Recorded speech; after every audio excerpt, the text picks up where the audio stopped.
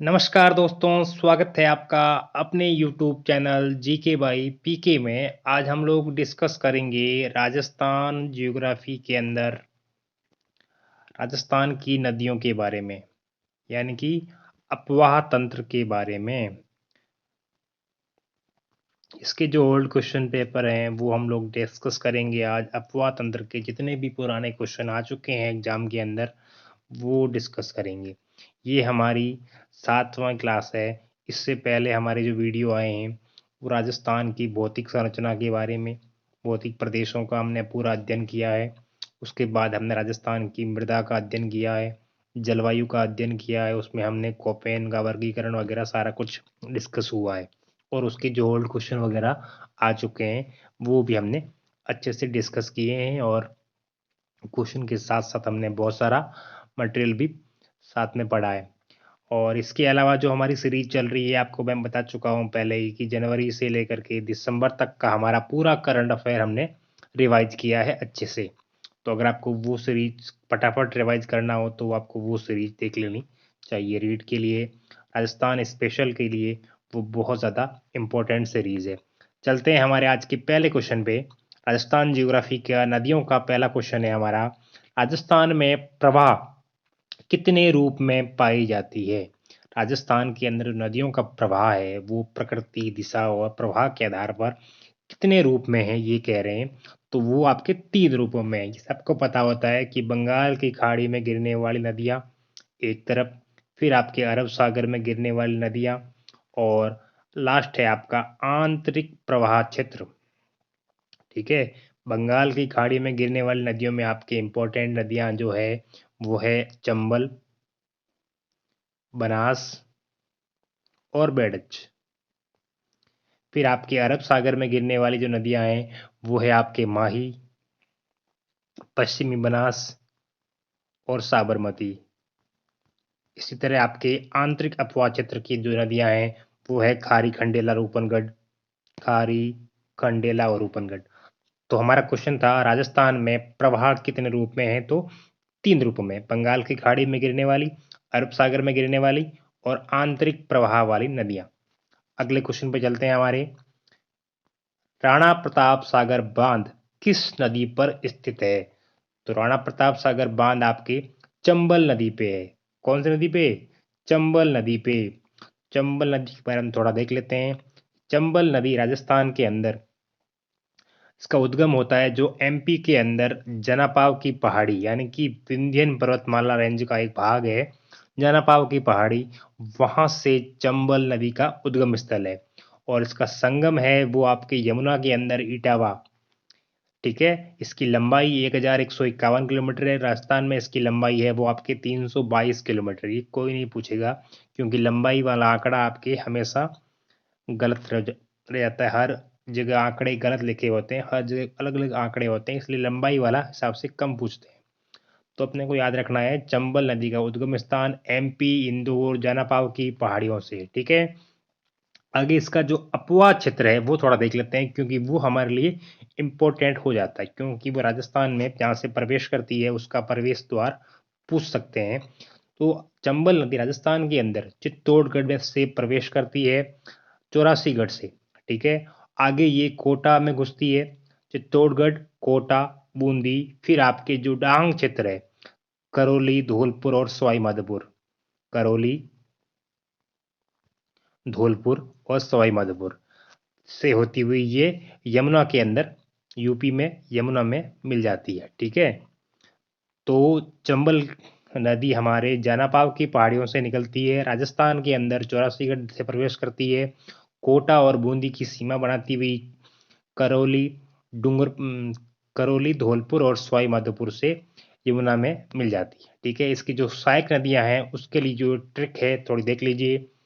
Trick है कि माँ गुस्से में पापा ने आज काले घोड़े पर बार बार चाकू से मारा। तो उसमें जो नदियां हैं इसकी सहायक नदियों में वो देख लीजिए, इंपॉर्टेंट है वो। मांगली, मैं से मांगली, गुस्से से गुंजाली, मैं से मेज, पापा से पार्वती। पार्वती जो इसकी नदी है वो थोड़ी इंपॉर्टेंट हो जाती है। ने से नेवाज या निवाज। ठीक है, फिर आहू है, आहू और काली सिंध। दोनों इंपॉर्टेंट है। फिर घोड़ा पछाड़, फिर आपके परवन और बनास। ध्यान रखना, बनास और पश्चिमी बनास अलग अलग है। जो बनास चंबल की सहायक नदी है वो आपके अलग है, जबकि पश्चिमी बनास है वो आपके अरब सागर में गिरने वाली नदी है। ध्यान देने वाली बात है ये। फिर आपके चाकण है, ब्राह्मणी है, सीप है, ये सारी नदियां हैं जो चंबल के सहायक नदियों के रूप में जानी जाती है। अगला क्वेश्चन देखते हैं हमारा, नदी जिसका उद्गम एमपी से होता है यानी कि मध्य प्रदेश से होता है और जो अपना जल खंबात की खाड़ी में उड़ेलती है, वह नदी कौन सी है? ये पूछ रहा है, ऐसी नदी बताओ जिसका उद्गम एमपी से होता है। तो अभी हमने पीछे देखा था कि उद्गम तो चंबल का भी एमपी से ही होता है, जाना पाव की पहाड़ी से। पर ये पूछ रहा है कि खंबात की खाड़ी में जो अपना जल गिराती है, जबकि चंबल तो अपना जल गिराती है यमुना में, और यमुना गिरती है आपके बंगाल की खाड़ी में। तो क्वेश्चन को ध्यान से पढ़ना है। तो इसका आंसर हो जाएगा आपकी माही नदी। माही नदी जो कि आपके मेहद झील से निकलती है, अमरेक पहाड़ से, विंध्याचल पहाड़ी का एक भाग है, उसका संगम आपके खंबात की खाड़ी में होता है। ठीक है, यह आपका अपवाद क्षेत्र जो इसका है वो डूंगरपुर, बांसवाड़ा और प्रतापगढ़ है। ठीक है, इसके ऊपर एक त्रिवेणी संगम भी है, बेणेश्वर धाम। कौन सा? बेणेश्वर धाम, जिसे आदिवासियों का कुंभ कहते हैं। कहाँ पे है ये? डूंगरपुर। इसे कांठल की गंगा भी कहते हैं। किसको? माही नदी को। ये रहा आपकी माही नदी। थोड़ा देख लेते हैं, ये स्प्रिंग बोर्ड की नोट से मैंने लिया है। ये देख लिया आप जी। अमरेकू पहाड़ से निकलती है, विंध्याचल रेंज से, मेहंद झील से, खाटू गांव से बांसवाड़ा राजस्थान में प्रवेश करती है, और यहाँ पे इसके ऊपर माही बजाज सागर बांध बना हुआ है। ठीक है, तो राजस्थान में प्रवेश कहाँ से करती है? बांसवाड़ा से। फिर आपके ये बांसवाड़ा प्रतापगढ़ की सीमा बनाती हुई डूंगरपुर में घुसती है, और ये जो कक रेखा है इसको ये क्रॉस करती है 2 बार। एक बार यहाँ से ऊपर गई, फिर वहीं से दक्षिण में और आती है। ठीक है, और यहाँ पे इसके ऊपर जाखम बांध भी बना हुआ है।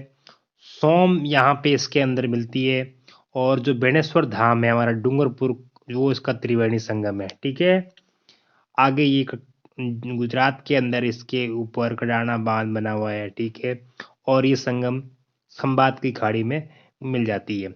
तो क्या हो गया? कर्क रेखा को 2 बार काटने वाली नदी कौन सी है? माही नदी। कहाँ से निकलती है? मेहत झील से। राजस्थान में प्रवेश कहाँ से करती है? खाटू गांव बांसवाड़ा से। माही बजाज सागर बांध कौन सी नदी पे है? तो माही नदी पे। बेणेश्वर धाम कौन सी नदी पे है? और आपके माही नदी पे। कहाँ पे है? डूंगरपुर में। ये सारे क्वेश्चन यहाँ से सॉल्व हो रहे हैं हमारे। ठीक है, नेक्स्ट क्वेश्चन पे चलते हैं हमारे। राजस्थान की वह कौन सी एकमात्र नदी है? ये पूछ रहा है, राजस्थान की वह कौन सी एकमात्र नदी है जो कर्क रेखा को पार करती है? तो अभी हमने पीछे पढ़ा था माही नदी, ये देख लीजिए आप, एक बार फिर से देख लीजिए। ये आपकी कर्क रेखा है 23.5 डिग्री। ये 2 बार माही नदी इसको पार करती है, एक बार उत्तर में जाते हुए, एक बार वापस दक्षिण में जाते हुए। अगला क्वेश्चन देखते हैं हमारा, किस नदी को वागड़ व कांठल की गंगा कहा जाता है? वागड़ व कांठल की गंगा आपकी माही नदी को कहते हैं। ठीक है, अगला क्वेश्चन देखते हैं हमारा, ऋग्वेद में उल्लेखित नदी कौन सी है? तो ऋग्वेद के अंदर जो उल्लेखित नदी है वो है आपके सरस्वती।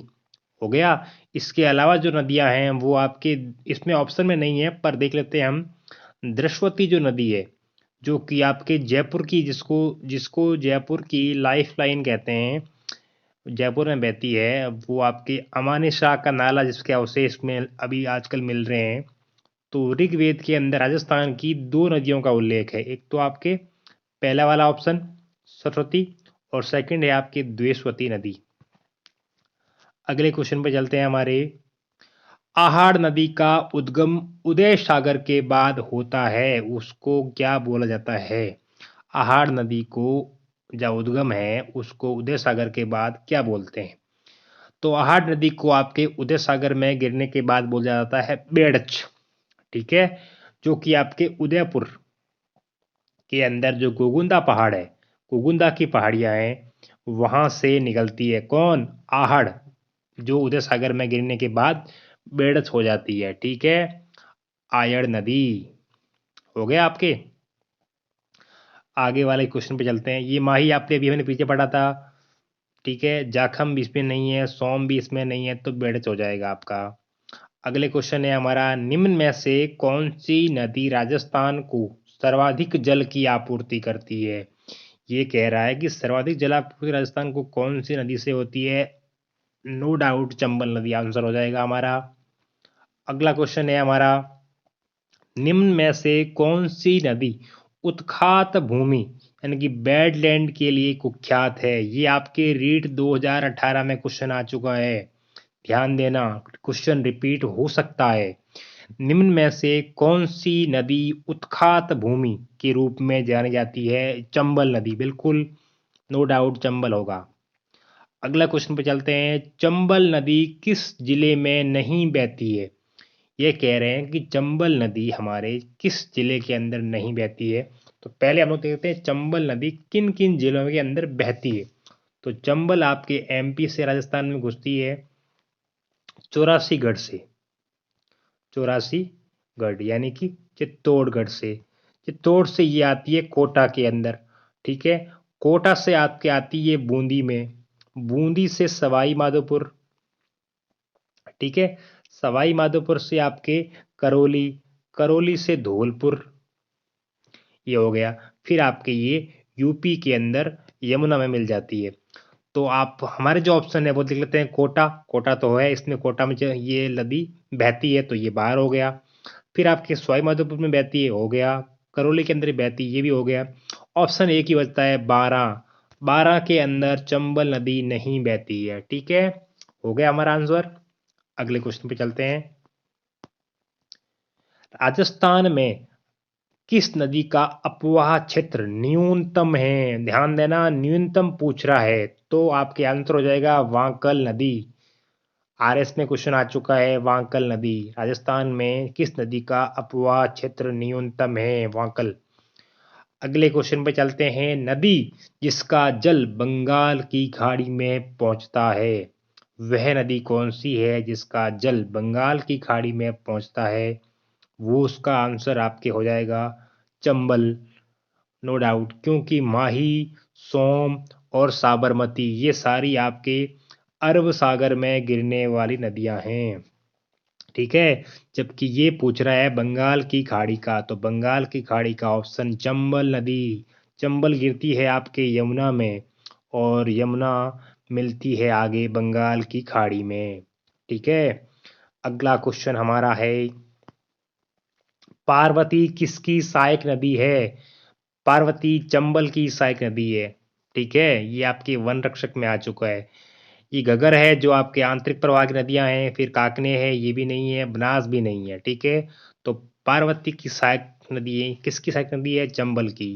अगले क्वेश्चन पर चलते हैं हमारे, राजस्थान में दक्षिणी दिशा से प्रवेश करने वाली नदी युग्म कौन सा है? दक्षिण से राजस्थान में प्रवेश करने वाली, दक्षिण यानी कि एमपी से हो गया, एमपी से राजस्थान के अंदर आपके प्रवेश करती है माही एक तो, दूसरी चंबल भी प्रवेश करती है।